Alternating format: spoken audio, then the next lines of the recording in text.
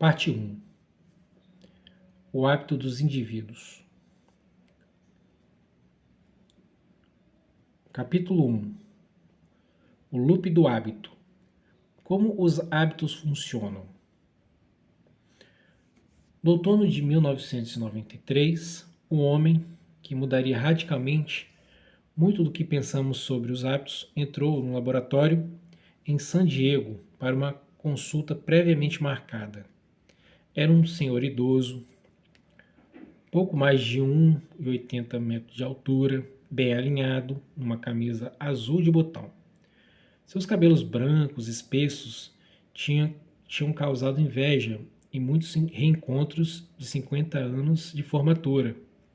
A artrite o fazia mancar de leve enquanto percorria os corredores do laboratório, segurando a mão da mulher, andando devagar, como se receoso do que cada novo passo traria.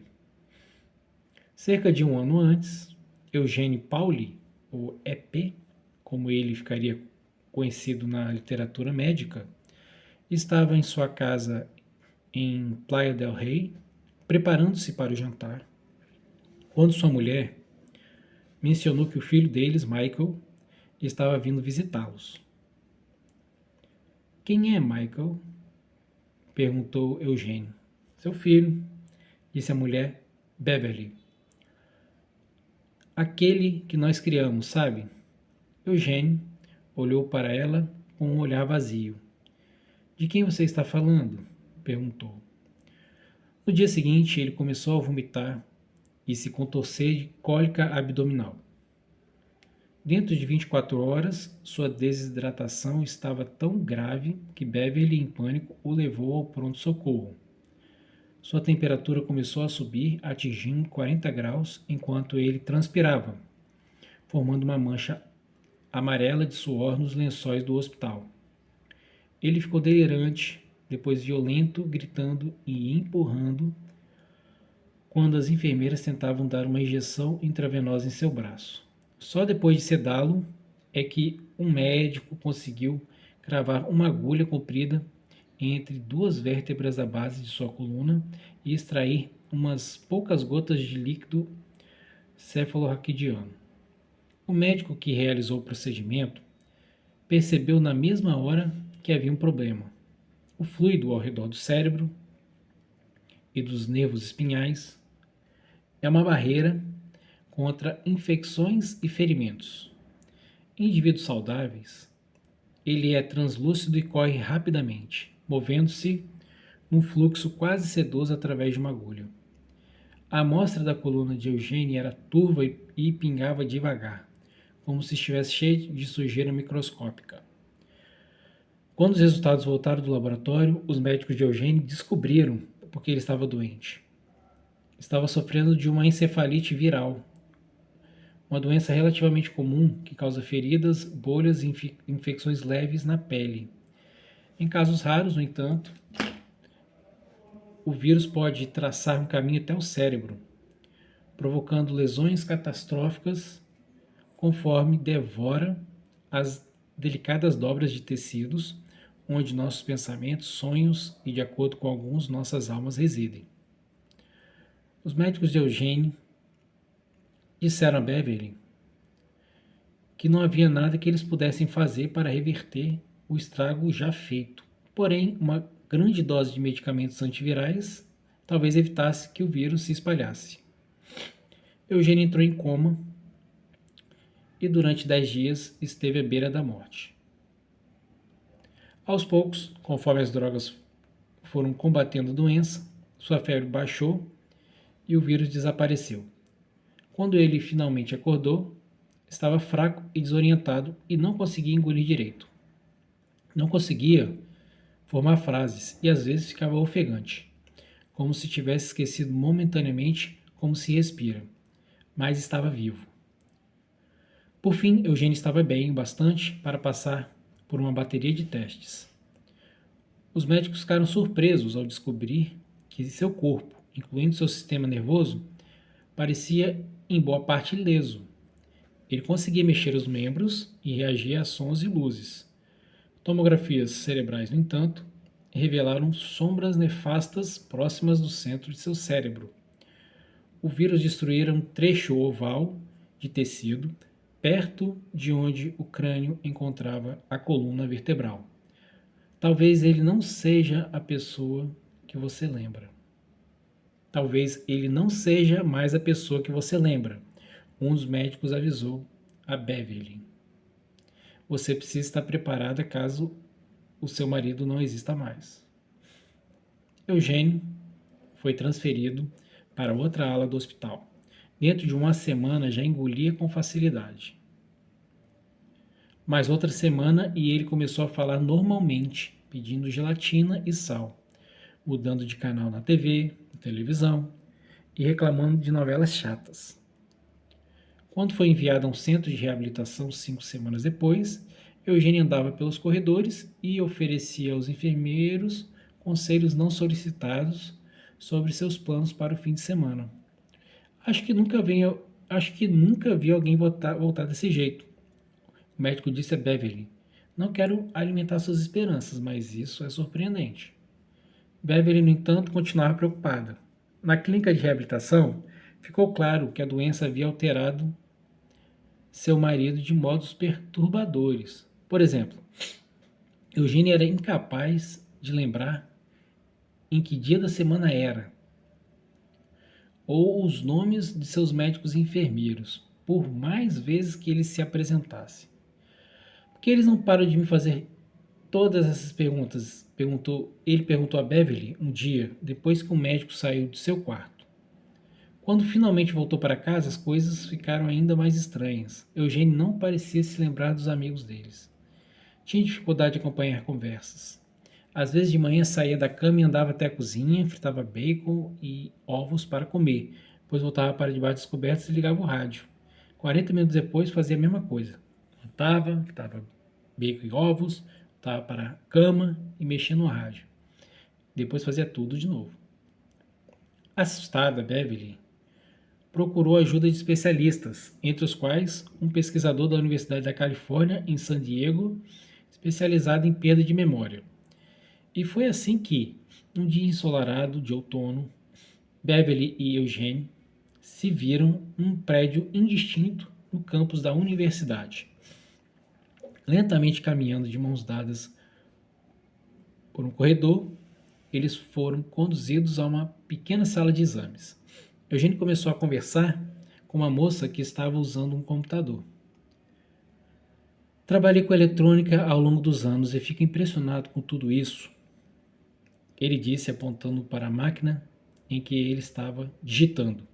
Quando eu era mais novo, essa coisa teria sido instalada em 2 suportes de 1,80 m, ocupando essa sala inteira. A mulher continuou digitando. Eugênio deu uma risadinha. Isso é incrível, ele disse. Todos esses circuitos impressos e díodos e tríodos. Na época em que eu trabalhava com eletrônica, teria 2 suportes de 1,80 m segurando essa coisa. Um cientista entrou na sala e se apresentou. Perguntou a Eugênio que idade ele tinha. Vejamos, 59 ou 60. Eugênio respondeu. Ele tinha 71 anos. Os cientistas começaram a digitar no computador. Eugênio sorriu e apontou para a máquina. Isso é mesmo formidável, ele disse. Sabe, quando eu trabalhava com eletrônica, teria 2 suportes de 1,80 m segurando essa coisa.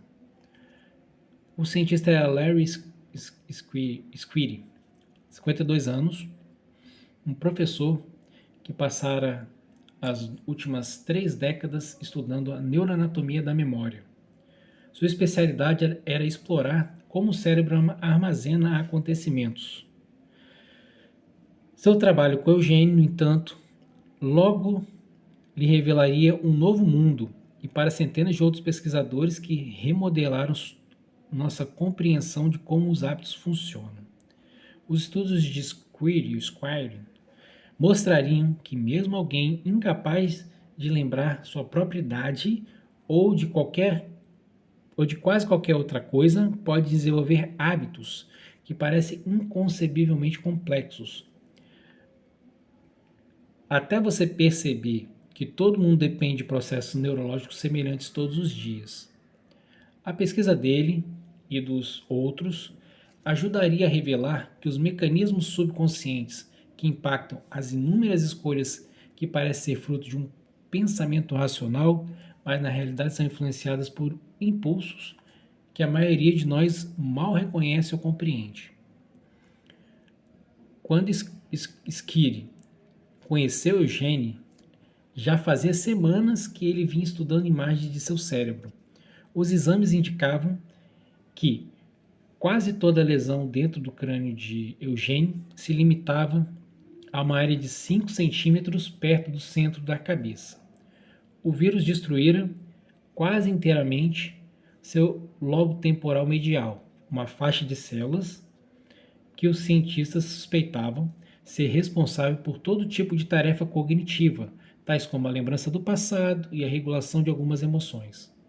A totalidade da destruição não surpreendeu Schiry. A encefalite viral consome tecido com uma precisão cruel, quase cirúrgica. O que o deixou chocado era como as imagens pareciam familiares. 30 anos antes, quando eu era doutorando no MIT, Schiry trabalhava junto com um grupo que estudava um homem conhecido como HM, um dos pacientes mais famosos da história da medicina.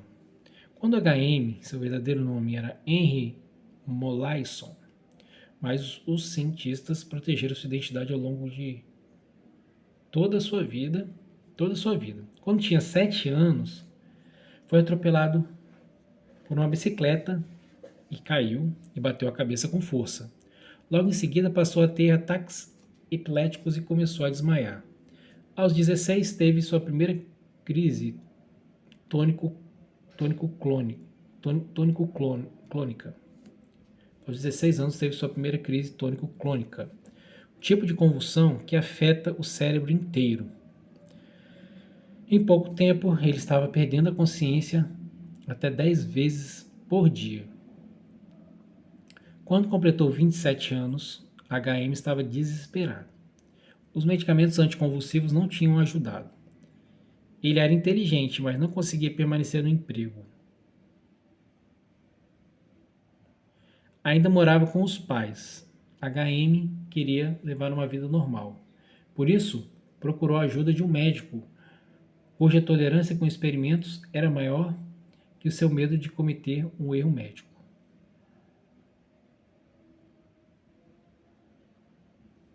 Estudos haviam sugerido que uma área do cérebro chamada hipocampo talvez exercesse um papel nos ataques epiléticos.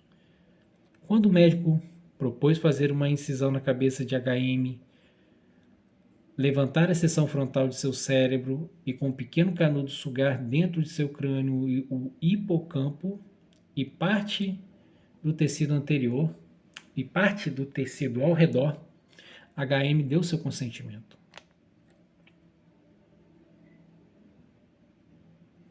A cirurgia aconteceu em 1953. Quando HM se recuperou, seus ataques epiléticos diminuíram. Quase de imediato, no entanto, ficou claro que seu cérebro tinha sido alterado radicalmente. HM sabia seu nome e que sua mãe era irlandesa.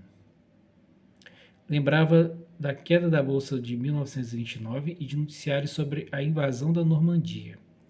Mas quase tudo que veio depois, todas as lembranças, experiências e esforços da maior parte da década antes da cirurgia, tinham sido apagados.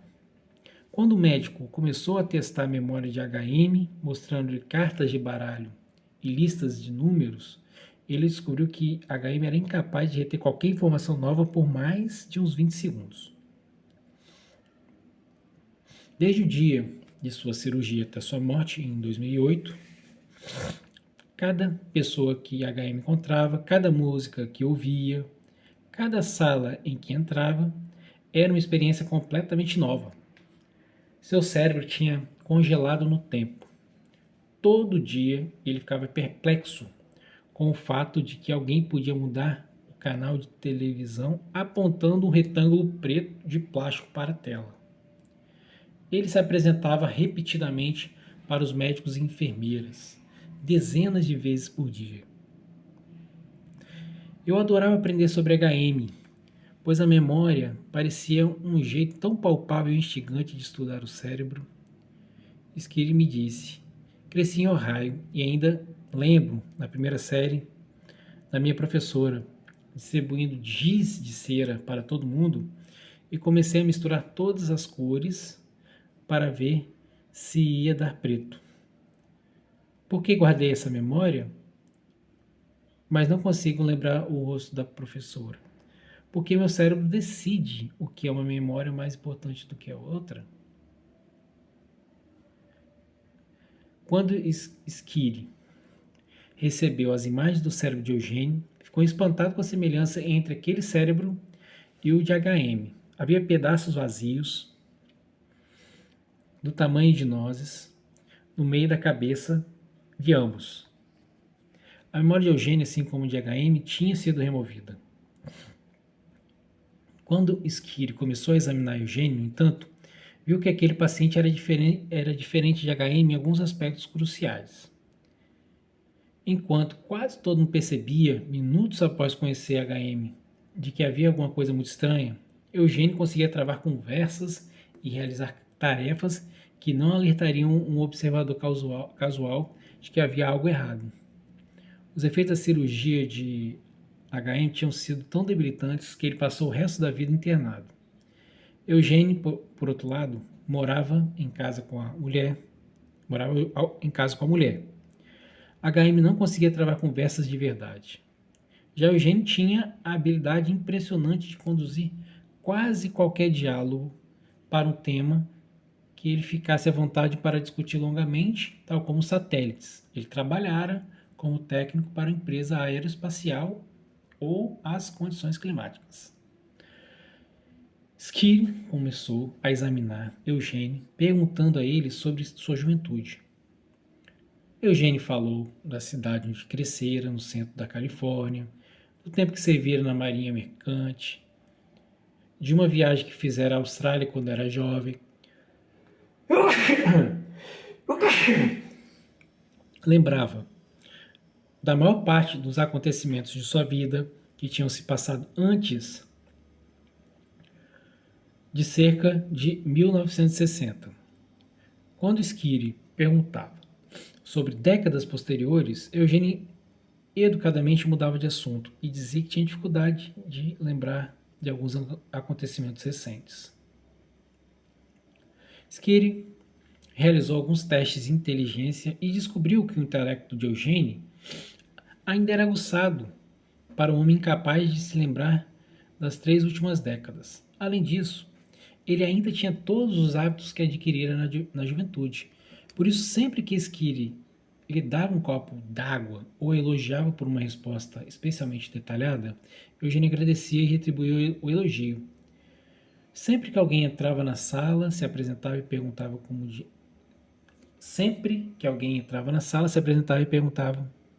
tinha sido seu dia.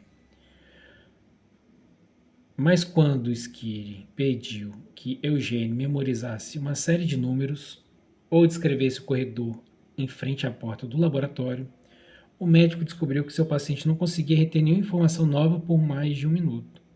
Quando alguém mostrava a Eugênio fotos de seus netos, ele não fazia a menor ideia de quem eram. Quando Skiri perguntava se ele se lembrava de ter ficado doente, Eugênio dizia que não tinha lembrança alguma de sua doença nem de seu estado no hospital. Na verdade, Eugênio quase nunca lembrava que estava sofrendo de amnésia. Sua imagem mental de si mesmo não incluía perda de memória.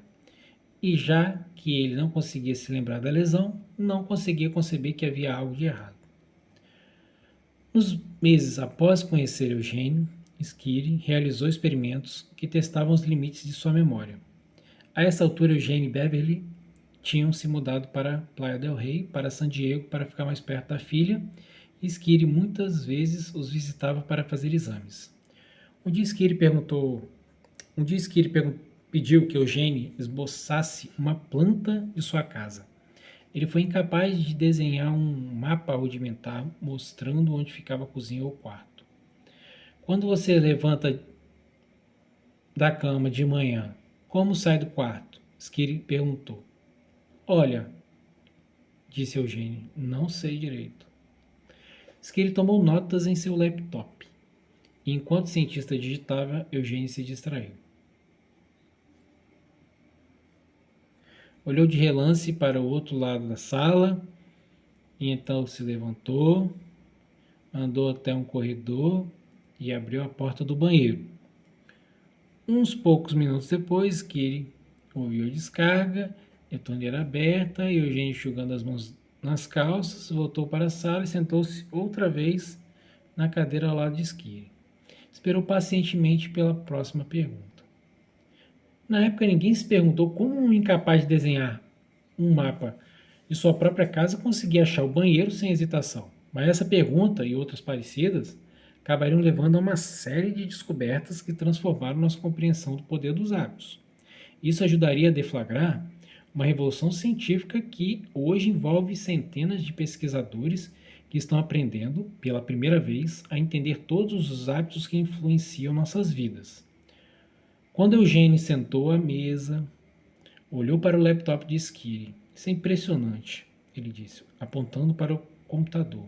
Sabe, quando eu trabalhava com eletrônica, teria 2 suportes de 1,80 m segurando essa coisa. Nas primeiras semanas depois que eles se mudaram para a casa nova, Beverly tentava tirar Eugênio de casa todo dia. Os médicos haviam lhe dito que era importante que ele se exercitasse e se Eugênio ficava dentro de casa por muito tempo, deixava Beverly maluca, fazendo as mesmas perguntas inúmeras vezes, num loop infinito. Por isso, toda manhã e toda tarde, ela o levava para dar um passeio no quarteirão, sempre juntos e sempre seguindo o mesmo itinerário. Os médicos tinham avisado a Beverly que ela precisaria monitorar Eugênio constantemente. Disseram que, se ele algum dia se perdesse, nunca mais conseguiria achar o caminho de casa. Mas certa manhã, quando ela se vestia, Eugênio saiu despercebido pela porta da frente. Ele tinha uma tendência a perambular de um cômodo para o outro. Por isso Beverly levou um tempo para perceber que ele tinha sumido. Quando percebeu, entrou em pânico. Correu para a rua e tentou enxergá-lo. Não conseguiu vê-lo. Foi até a casa dos vizinhos, esmurrou as janelas. As casas eram parecidas. Será que Eugênio tinha se confundido e entrado em outra? Ela correu até a porta e tocou a campainha até alguém atender. Eugênio não estava lá. Ela correu de volta para a rua, seguindo o quarteirão, gritando o nome de Eugênio. Estava chorando. E se ele tivesse ido a algum lugar com o trânsito? Como diria alguém onde morava?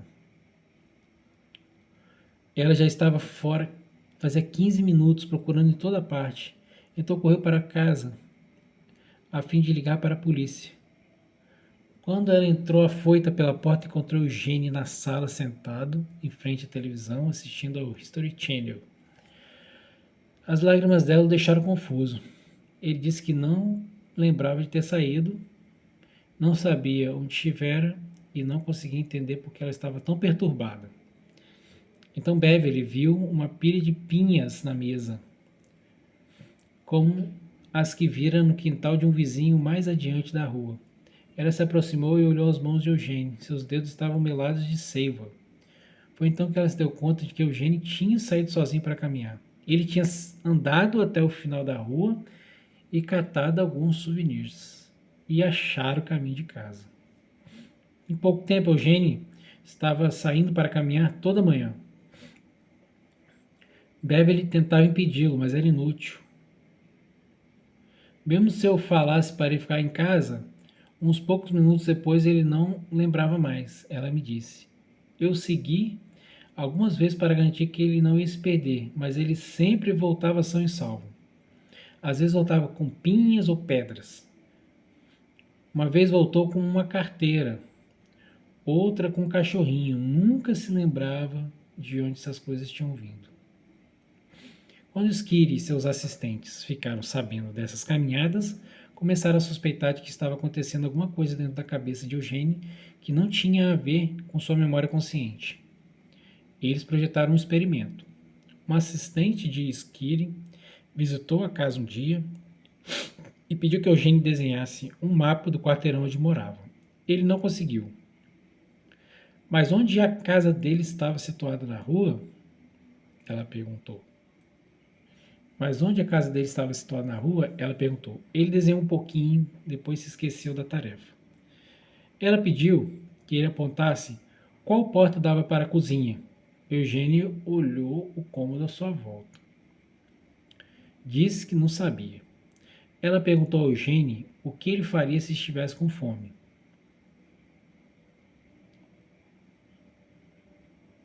Ele levantou, andou até a cozinha, abriu um armário e tirou um pote de amendoins. Mais tarde naquela semana, um visitante acompanhou Eugênio em sua caminhada diária. Eles andaram por cerca de 15 minutos pela eterna primavera do sul da Califórnia, com o ar carregado do cheiro das buganvílias.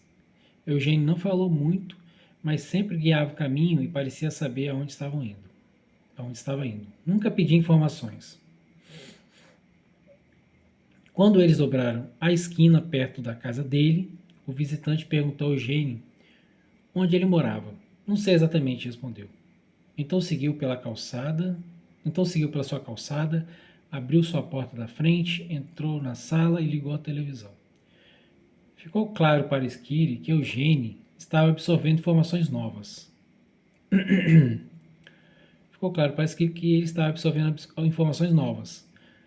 Mas onde dentro de seu cérebro estavam morando essas informações?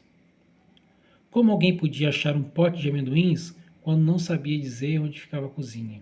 Ou achar o caminho de casa quando não fazia ideia de qual casa era a sua? Como Skiri se perguntou, novos padrões comportamentais estavam se formando dentro do cérebro avariado de Eugênio? 2. Dentro do prédio que abriga o Departamento de Ciências Cerebrais e Cognitivas de Massachusetts Institute of Technology, há laboratórios que contêm o que, para um observador leigo, pareciam salas de cirurgia de uma casa de bonecas. Lá existem bisturis pequenas brocas e serras em miniatura de menos de 6 milímetros de largura, presas a braços robóticos. Mesmo as salas de operação são muito pequenas, como se preparada para cirurgiões do tamanho de crianças. As salas são mantidas numa temperatura de 15 graus, pois um toque gelado no ar estabiliza os dedos dos pesquisadores durante procedimentos delicados. Dentro desses laboratórios, os neurologistas abrem os crânios de ratos anestesiados, implantando sensores minúsculos capazes de registrar as menores alterações dentro de seus cérebros. Quando os ratos acordam, mal parecem notar que agora há dezenas de fios microscópicos espalhados como teias de aranha neurológicas dentro de sua cabeça. Esses laboratórios tornaram-se o epicentro de uma revolução silenciosa na ciência da formação de hábitos. E os experimentos realizados aqui explicam como Eugênio, assim como você, eu e todo mundo, desenvolveu os comportamentos necessários para sobreviver a cada dia. Os ratos desses laboratórios esclareceram os processos complexos que acontecem dentro de nossas cabeças sempre que fazemos algo tão mundano como escovar os dentes ou tirar o carro da garagem em marcha ré. E para Skiri, esses laboratórios ajudaram a explicar como Eugênio conseguiu aprender novos hábitos. Quando os pesquisadores do MIT começaram a trabalhar com hábitos nos anos 1990, mais ou menos a época em que Eugênio foi acometido de sua febre, eles ficaram curiosos sobre um nó de tecido neurológico conhecido como gânglios basais. Se imaginarmos o cérebro humano como uma cebola composto de camadas sobrepostas de células, então as camadas de fora, as mais próximas do couro cabeludo, são geralmente os acréscimos mais recentes de um ponto de vista evolutivo. Quando você cria uma nova invenção ou ri da piada de um amigo, são as partes mais externas de seu cérebro que estão em ação. É lá que acontecem os pensamentos mais complexos. Mais fundo dentro do cérebro e mais perto do tronco cerebral, onde o cérebro encontra a coluna, há estruturas mais antigas, mais primitivas. Elas controlam nossos comportamentos automáticos, como respirar e engolir, ou a reação de susto que sentimos quando alguém pula de trás de um arbusto. Mais para o centro do crânio, há um nó de tecido do tamanho de uma bola de golfe, que é parecido com aquilo que se encontra dentro da cabeça de um peixe, réptil ou mamífero. Esses são os gânglios basais, um oval de células que durante anos os cientistas não entendiam muito bem, a não ser por suspeitas de que ele desempenhava um papel em doenças como o mal de Parkinson. No começo dos anos 1990, os pesquisadores do MIT começaram a cogitar que os gânglios basais talvez pudessem ser essenciais para os hábitos também. Notaram que animais com lesões nos gânglios basais de repente começavam a ter problemas com tarefas como aprender a atravessar labirintos e memorizar como abrir recipientes de comida. Decidiram fazer experimentos usando novas microtecnologias que lhes permitiam observar nos mínimos detalhes o que estava acontecendo dentro da cabeça de cada rato enquanto ele realizava dezenas de rotinas. Numa cirurgia, inseria-se no crânio do rato algo parecido com um pequeno joystick com dezenas de fios minúsculos. Depois disso, o animal era colocado num labirinto em formato de T, com chocolate numa das pontas. Aqui está a experiência do ratinho. Ó. O ratinho tem um clique, aí ele vai fazer um caminho, e um lado tem chocolate, lado para a esquerda, né? Para a direita aparentemente não tem nada, tá? Vamos dar sequência. Bom, o labirinto era estruturado de modo que cada rato ficasse posicionado atrás de uma divisória que se abria fazendo um clique alto. No começo, quando um rato escutava o clique e via a divisória desaparecer, geralmente ia e voltava pelo corredor do meio, farejando os cantos e arranhando as paredes. Parecia sentir o cheiro do chocolate, mas não conseguia descobrir como achá-lo. Quando chegava ao topo do T, muitas vezes se virava à direita, afastando-se do chocolate, e depois acabava indo para a esquerda, às vezes fazendo uma pausa sem nenhum motivo óbvio. Por fim, a maioria dos animais descobria a recompensa, mas não havia padrão discernível no caminho deles. Era como se cada rato estivesse dando um passeio descontraído sem pensar. As sondas nas cabeças dos ratos, no entanto, contavam uma história diferente. Enquanto cada um deles percorria o labirinto, seu cérebro, e em particular seus gânglios basais, trabalhava intensamente. Cada vez que um rato farejava o ar ou arranhava uma parede, seu cérebro explodia de atividade, como se analisando cada novo cheiro, imagem e som. O rato estava processando informações durante todo o tempo em que perambulava. Os cientistas repetiram o experimento diversas vezes, observando como a atividade cerebral de cada rato se alterava conforme percorria centenas de vezes a mesma rota. Uma série de mudanças lentamente surgiu. Os ratos pararam de farejar cantos, pararam de virar para o lado errado. Em vez disso, atravessaram o labirinto cada vez mais depressa, e dentro de seus cérebros algo inesperado aconteceu. Conforme cada rato aprendia a se orientar no labirinto, sua atividade mental diminuía. À medida que o caminho se tornava cada vez mais automático, os ratos começaram a pensar cada vez menos. Era como se, nas poucas vezes em que um rato explorava o labirinto, seu cérebro tivesse que trabalhar com força total para dar conta de todas as informações novas. Mas após alguns dias percorrendo o mesmo caminho, o rato não precisava mais arranhar as paredes, nem farejar o ar, e por isso a atividade cerebral associada aos atos de arranhar e farejar ia cessando. Ele não precisava escolher para que direção virar, enquanto os centros de tomada de decisão do cérebro ficavam em silêncio. Só o que ele tinha que fazer era lembrar o caminho mais rápido até o chocolate. Dentro de uma semana, até as estruturas cerebrais relacionadas à memória também tinham se aquietado. O rato havia internalizado como atravessar o labirinto correndo, num tal grau que quase não precisava pensar. Porém, essa internalização, correr reto, dobrar à esquerda, comer o chocolate, dependia dos gânglios basais, como as sondas cerebrais indicavam. Essa minúscula e primitiva estrutura neurológica parecia assumir o comando conforme o rato corria cada vez mais depressa e seu cérebro trabalhava cada vez menos.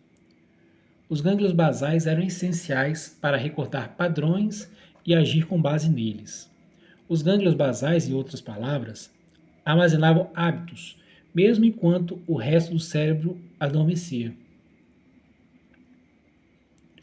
Para observar essa capacidade cerebral, considere o gráfico que mostra a atividade dentro do crânio de um rato, enquanto ele se depara com o labirinto pela primeira vez. Inicialmente, o cérebro está trabalhando duro o tempo todo. Aqui, clique, baixar aqui. Tá vendo essas barrinhas aqui? A intensidade da atividade cerebral, né? Olha lá, ele tá aqui, clique. Aumentou, tá, depois baixou, aumentou, baixou, mas tá alta, né? Primeira sessão, segunda sessão, até chegar no chocolate. Ó. Intensa, aí chegou no chocolate e baixou um pouquinho, né? Depois de uma semana, quando o caminho fica conhecido e a corrida se torna um hábito, o cérebro do rato se acalma enquanto ele percorre o labirinto.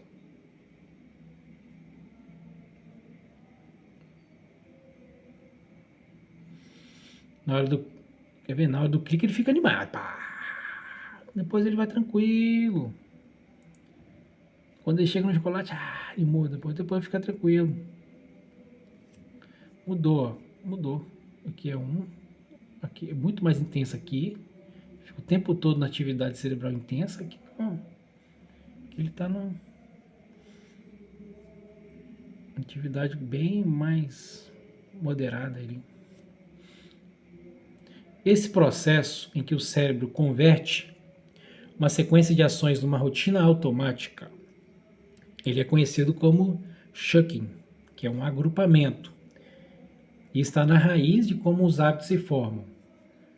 Há dezenas, se não centenas, de blocos, de shucks comportamentais. Há dezenas, se não centenas, de blocos, de shucks, de agrupamentos comportamentais, dos quais dependemos todos os dias. Alguns são simples. Você automaticamente põe a pasta de dente na escova antes de colocá-la na boca. Alguns, tais como se vestir ou preparar o almoço das crianças, são pouco mais complexos. Outros são mais complicados, que é espantoso pensar. Vamos lá. Outros são tão complicados que é espantoso pensar que um pequeno pedaço de tecido que evoluiu há milhões de anos possa chegar a transformá-los em hábitos. Olha só, alguns são tão complicados que é espantoso pensar que um pequeno pedaço de tecido que evoluiu há milhões de anos possa chegar a transformá-los em hábitos. Pensemos no hábito de tirar o carro da garagem em marcha ré. Quando você aprendeu a dirigir, fazer isso exigia exigia uma grande dose de concentração.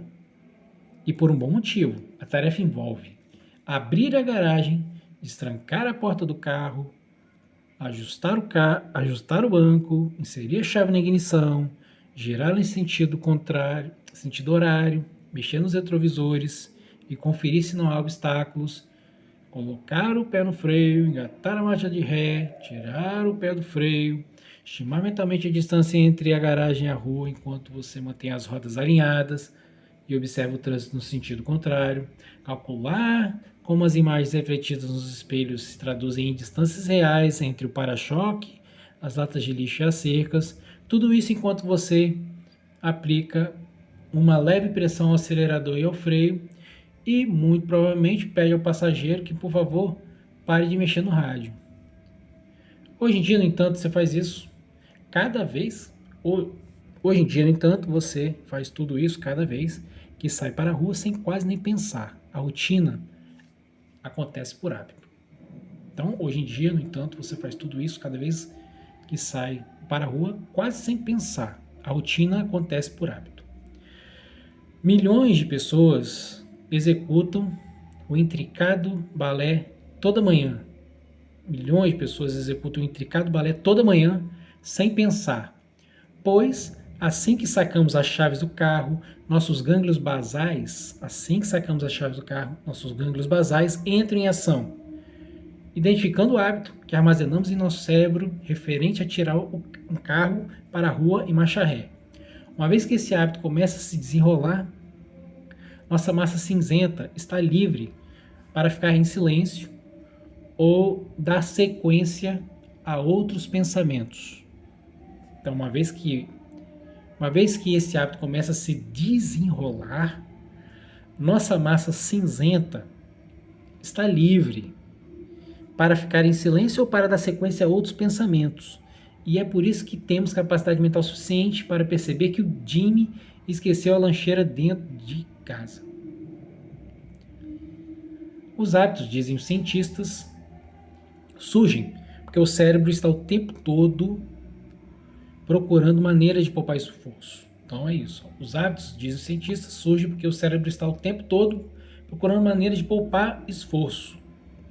Se deixado por conta própria, o cérebro tentará transformar quase qualquer rotina num hábito. Se deixado por conta própria, o cérebro tentará transformar quase qualquer rotina num hábito, pois os hábitos permitem que nossas mentes desacelerem com mais frequência. Este instinto de poupar esforço é uma enorme vantagem. Um cérebro eficiente exige menos espaço, o que permite uma cabeça menor. O cérebro eficiente exige menos espaço, o que permite uma cabeça menor, tornando o parto mais fácil e, portanto, causando menos mortes de bebês e de mães. O cérebro eficiente exige menos espaço, o que permite uma cabeça menor, tornando o parto mais fácil e, portanto, causando menos mortes de bebês e de mães. Um cérebro eficiente também nos permite parar de pensar constantemente em comportamentos básicos, tais como andar, escolher o que comer, de modo que possamos dedicar energia mental para inventar lanças, sistemas de irrigação e, por fim, aviões e videogames. Mas preservar o esforço mental é uma questão complicada. Porque se nossos cérebros desligam no momento errado, talvez deixemos de notar algo importante, como um predador escondido nos arbustos ou um carro em alta velocidade enquanto saímos para a rua. Por isso, nossos gânglios basais desenvolveram um sistema inteligente para determinar quando devem permitir que os hábitos assumam o comando. É algo que acontece sempre que um bloco de comportamento começa ou termina. Para ver como isso funciona, observe de novo, atentamente, o gráfico do hábito neurológico do rato. Note que a atividade cerebral atinge seus picos no começo do labirinto e quando o rato ouve o clique antes que a divisória comece a se mexer e outra vez no final, quando ele acha o chocolate. Você viu, né? Antes do clique, aí tá você vê que a atividade está alta. Antes do clique, aí tem o momento o pós-clique aqui no comecinho, aumenta ainda mais. depois estabiliza, passou a primeira sessão, passou a segunda sessão, aí depois quando sentiu que está perto do chocolate, aumentou a atividade de novo, né? A dopamina. Esses picos são o modo como o cérebro determina quando deve ceder a controle. O controle é um hábito. Então, assim, esses picos são o modo como o cérebro determina quando deve ceder o controle a um hábito e qual hábito deve usar. Então, esses picos são o modo como o cérebro determina quando deve ceder o controle a um hábito e qual hábito deve usar. De trás de uma divisória, por exemplo, é difícil para o rato saber se está dentro de um labirinto conhecido ou de um armário desconhecido com um gato à espreita do lado de fora. Para lidar com essa incerteza, o cérebro despende muito esforço no começo de um bloco de comportamento, procurando alguma coisa, uma deixa, que ele forneça, que está procurando alguma coisa, uma deixa, que ele forneça uma pista de qual hábito usar. De trás de uma divisória, se um rato ouve um clique, ele sabe que deve usar o hábito do labirinto. Se ele ouve um miado, escolhe um padrão diferente. Ao final da atividade, quando a recompensa aparece, o cérebro desperta e confere se tudo correu como esperado. Esse processo dentro de nossos cérebros é um loop de 3 estágios. Esse processo dentro de nossos cérebros é um loop de 3 estágios. Primeiro, há uma deixa.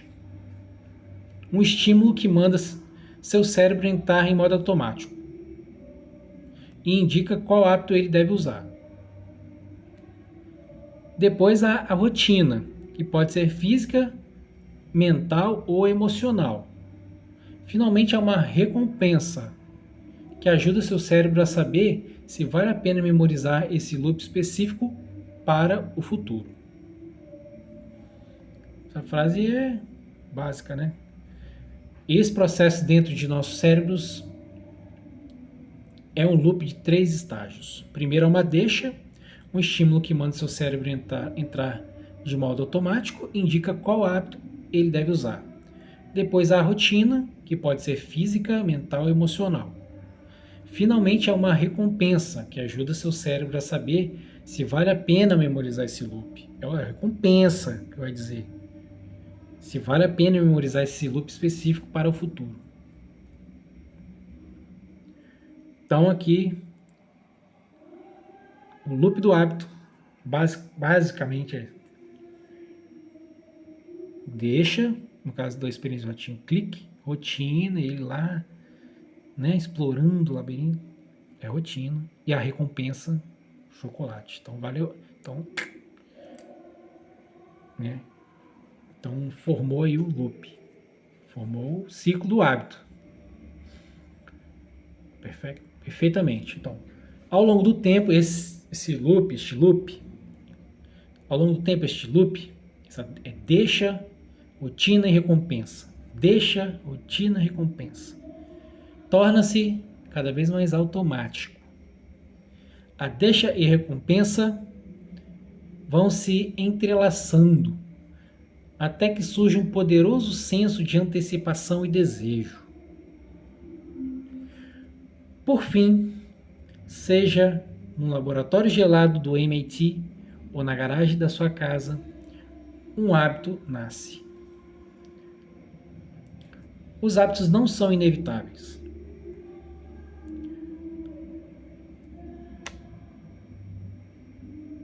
Vamos lá, os hábitos não são inevitáveis.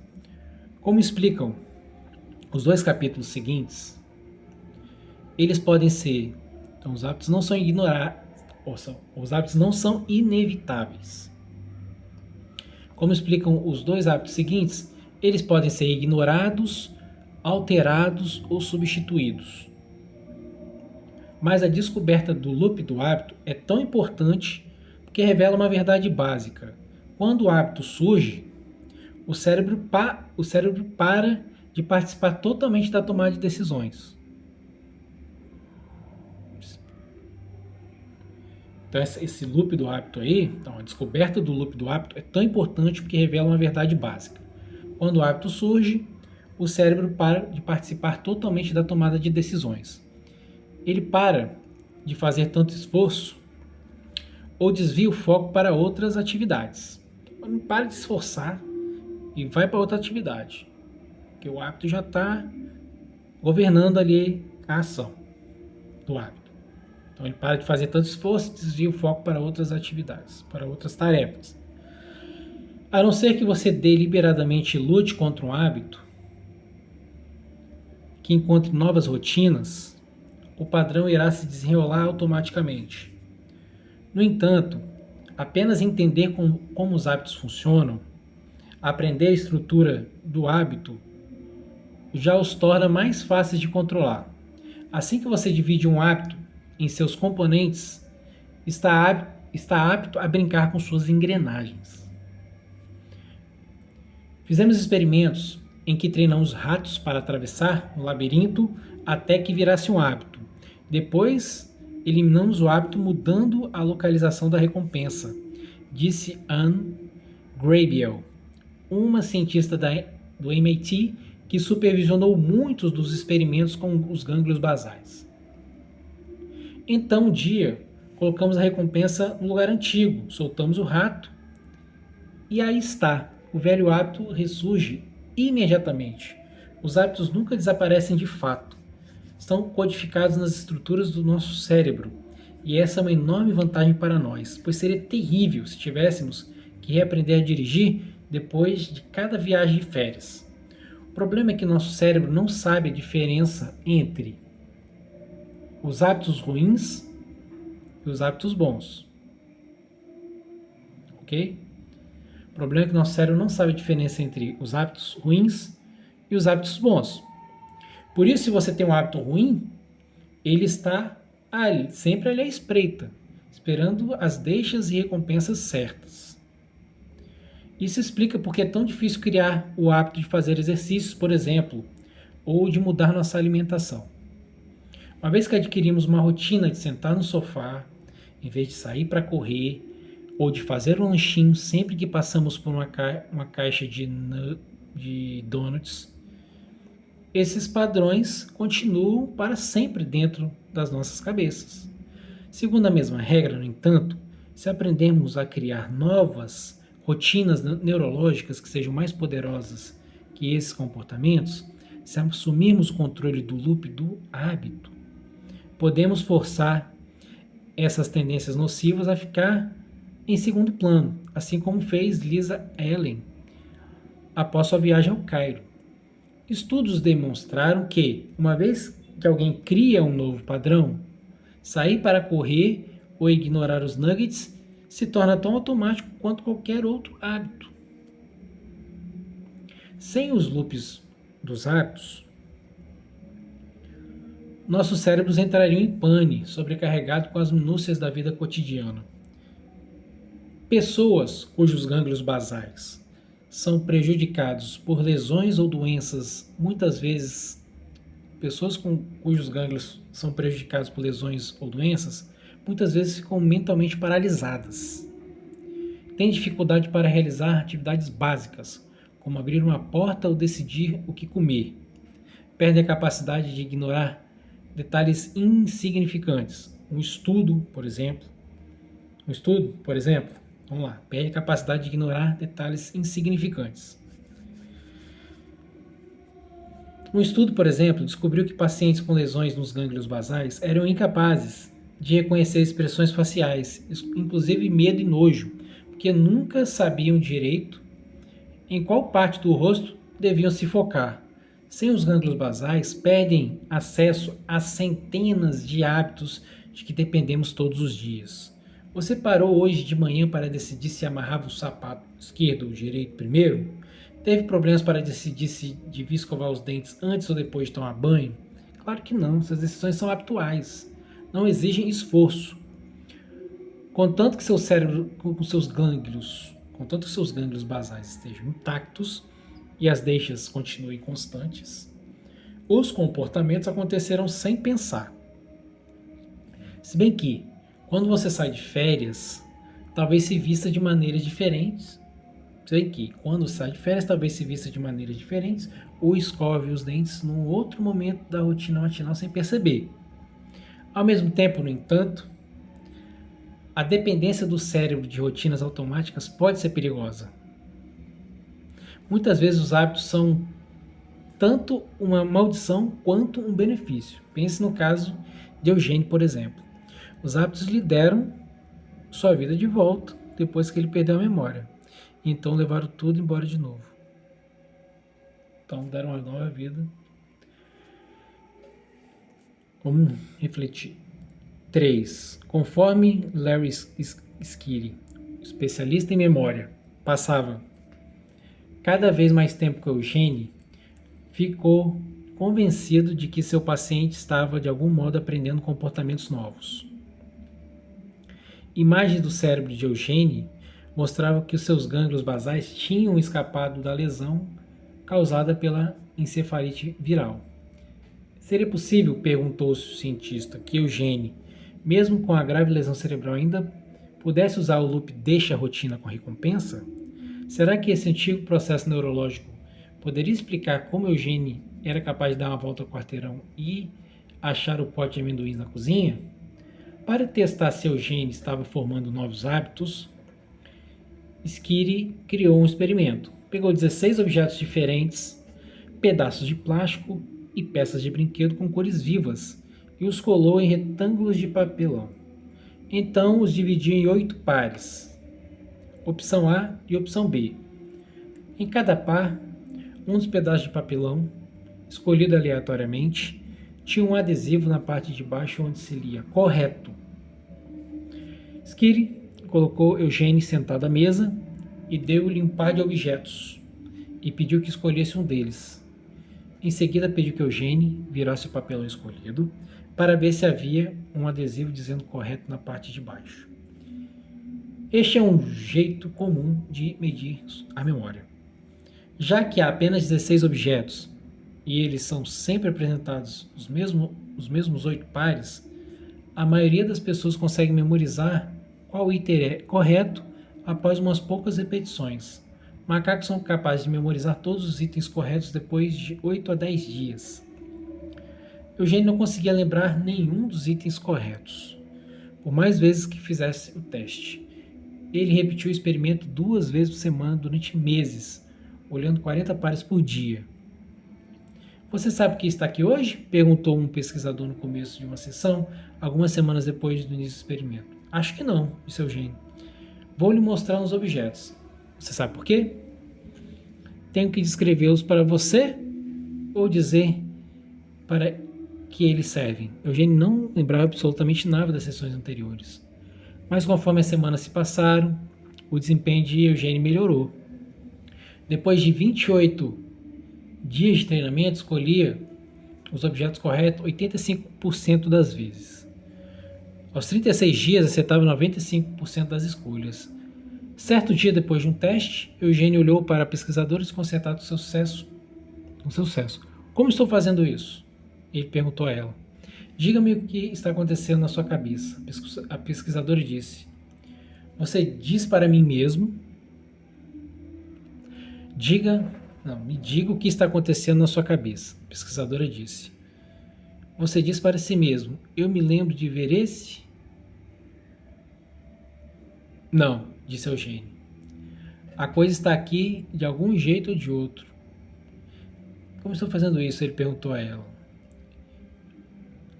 Aí a pesquisadora, me diga o que está acontecendo na sua cabeça. A pesquisadora disse. Você diz para si mesmo. Eu me lembro de ver esse? Não, disse Eugênio. A coisa está aqui de algum jeito ou de outro. Ele apontou para a sua cabeça. E a mão simplesmente foi atrás.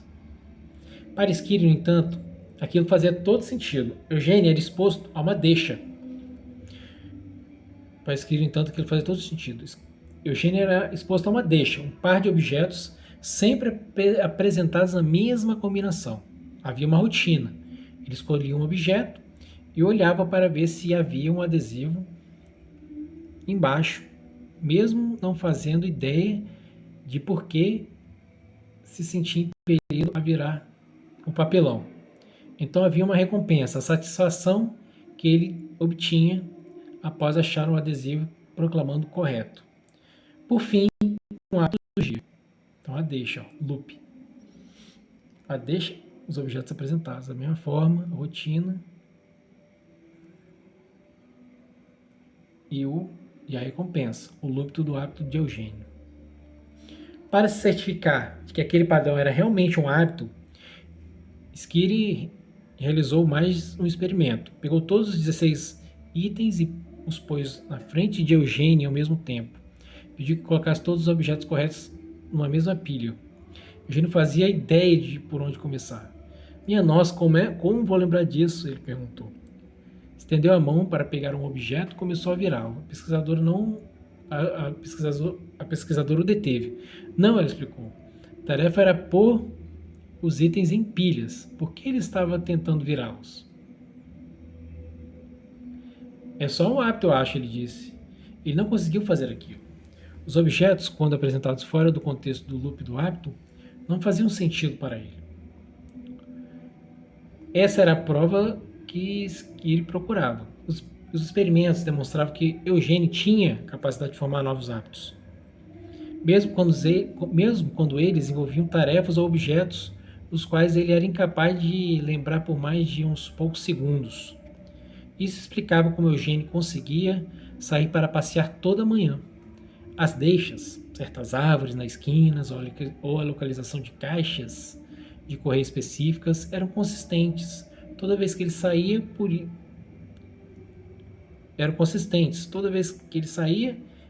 e por isso, embora ele fosse incapaz de reconhecer sua casa, seus hábitos sempre o guiavam de volta para a porta da frente. Isso também explicava porque Eugênio tomava café 3 ou 4 vezes por dia, mesmo que não tivesse com fome. Contanto que as deixas certas estivessem presentes, como seu rádio, ou a luz da manhã entrando pelas janelas, ele automaticamente seguia o roteiro ditado por seus gânglios basais. Além disso, havia dezenas de outros hábitos na vida de Eugênio que as pessoas só perceberam quando começaram a procurar.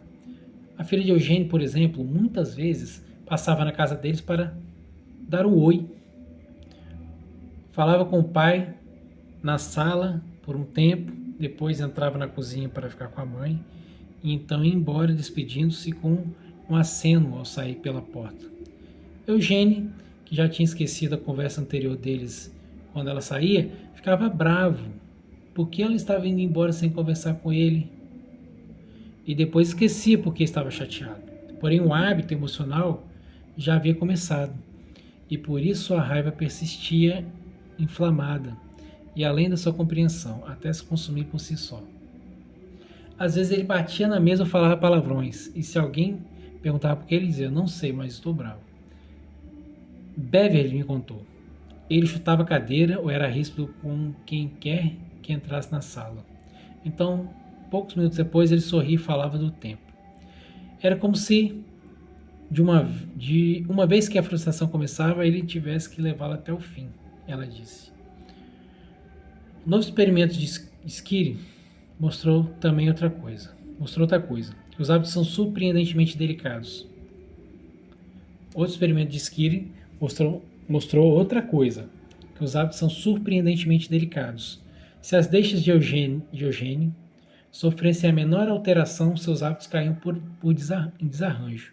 Por exemplo, nas poucas vezes em que ele dava a volta no quarteirão e havia algo diferente, a prefeitura estava fazendo obra na rua, uma ventania tinha soprado os galhos por toda a calçada, Eugênio se perdia, o mais perto que estivesse de casa, até que um vizinho gentil lhe mostrasse o caminho até sua porta. Se sua filha parasse de conversar com ele por 10 segundos antes de sair, seu hábito de raiva nunca surgia. Se sua filha parasse de conversar com ele por 10 segundos antes de sair, seu hábito de raiva nunca surgia. Experimentos de Schiry com Eugênio revolucionaram a compreensão da comunidade científica de como o cérebro funciona, provando de uma vez por todas que é possível aprender e fazer escolhas inconscientes sem ter nenhuma lembrança da lição ou da tomada de decisão. Eugênio mostrou que os hábitos tanto quanto a memória e a razão, são a raiz do nosso comportamento. Talvez não nos lembremos das experiências que criam nossos hábitos, mas uma vez que estão alojados dentro dos nossos cérebros, eles influenciam o modo como agimos, muitas vezes sem percebermos. Desde que o primeiro artigo de Skinner sobre os hábitos de Eugênio foi publicado, a ciência da formação de hábitos se transformou num grande campo de estudo. Pesquisadores das universidades de Duke e Harvard, de UCLA, Yale, USC, Princeton, Pensilvânia e de todas as escolas do Reino Unido, Alemanha e Holanda, assim como cientistas corporativos trabalhando para Procter & Gamble, Microsoft, Google e centenas de outras empresas, estão focados em compreender a neurologia e a psicologia dos hábitos, suas forças e fraquezas, por que eles surgem e como podem ser mudados. Os pesquisadores descobriram que as deixas podem ser quase qualquer coisa, desde um estímulo visual, como um doce ou um comercial de TV, até certo lugar, uma hora do dia, uma emoção, uma sequência de pensamentos ou a companhia de pessoas específicas. As rotinas podem ser incrivelmente complexas ou fantasticamente simples. Alguns hábitos, como aqueles relacionados às emoções, são medidos por milissegundos. As recompensas podem variar desde comida ou drogas, que causam sensações físicas, até compensações emocionais, tais como sentimentos de orgulho, que acompanham os elogios ou as autocongratulações. Em quase todos os experimentos, os pesquisadores viram ecos das descobertas de Skinner com Eugênio. Os hábitos são poderosos, mas delicados. Podem surgir fora da nossa consciência ou ser arquitetados deliberadamente. Muitas vezes acontecem sem a nossa permissão, mas podem ser remodelados se manipularmos suas peças. Eles dão forma à nossa vida muito mais do que percebemos. São tão fortes, na verdade, que fazem com que nossos cérebros se apeguem a eles a despeito de todo o resto, inclusive o bom senso. Numa série de experimentos, por exemplo, pesquisadores afiliados ao Instituto Nacional de Abuso do Álcool e do Alcoolismo treinaram camundongos para apertar alavancas em resposta a certas deixas até que o comportamento se tornasse um hábito. Os camundongos eram sempre recompensados com comida, então os cientistas envenenaram a comida para que deixasse os bichos voluntariamente. Então os cientistas envenenaram a comida para que deixasse os bichos violentamente enjoados ou eletrificar o chão, de modo que quando os camundongos andavam em direção à recompensa, levavam um choque.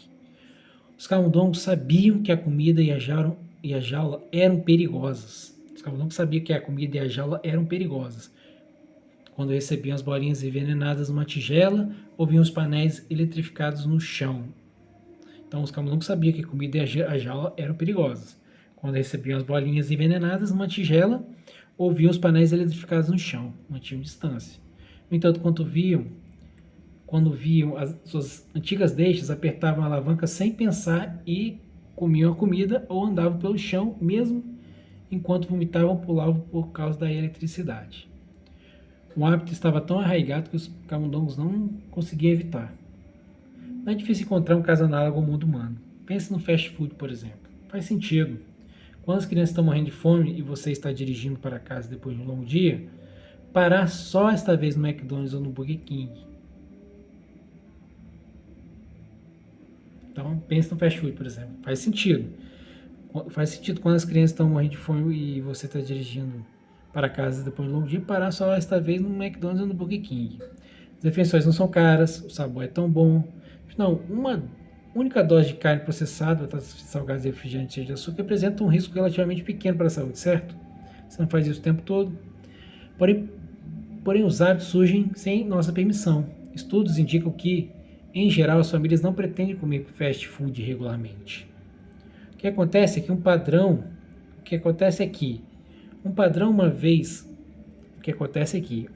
de uma vez por mês lentamente se torna uma vez por semana, e então 2 vezes por semana, conforme as deixas e as recompensas criam um hábito.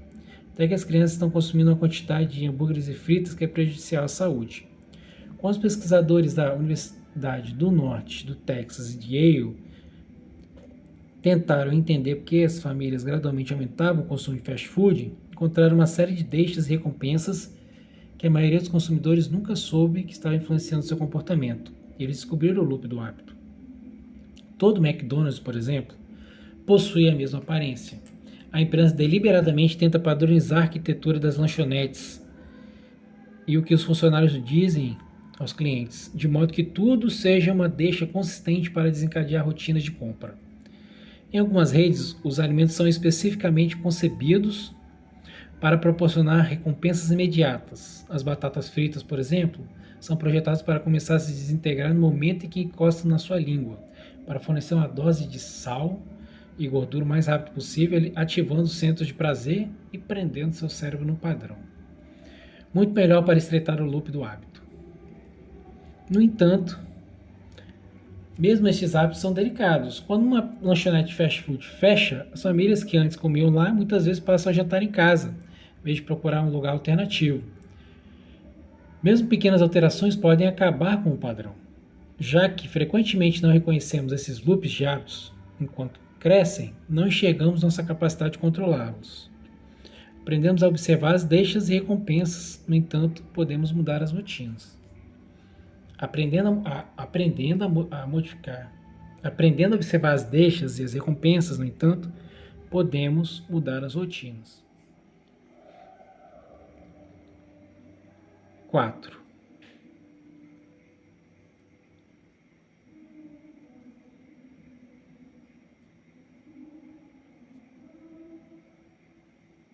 Em 2000, 7 anos após a doença, a vida de Eugênio atingira uma espécie de equilíbrio. Ele saía para caminhar toda manhã, comia o que queria, às vezes 5 ou 6 vezes por dia. Sua mulher sabia que, contanto a TV estivesse ligada no History Channel, Eugênio se instalaria em sua poltrona felpuda e ficaria assistindo, fossem reprises ou programas novos. Ele não percebia a diferença. Conforme foi ficando mais velho, no entanto, os hábitos de Eugênio começaram a ter impactos negativos na sua vida. Ele era sedentário, às vezes assistia televisão durante horas a fio, pois nunca se entediava com os programas. Seus médicos ficaram preocupados com seu coração. Disseram a Beverly que o mantivesse numa dieta restrita de comidas saudáveis. Ela tentou, mas era difícil influenciar a frequência com que ele comia ou o que comia. Ele nunca se lembrava das advertências dela.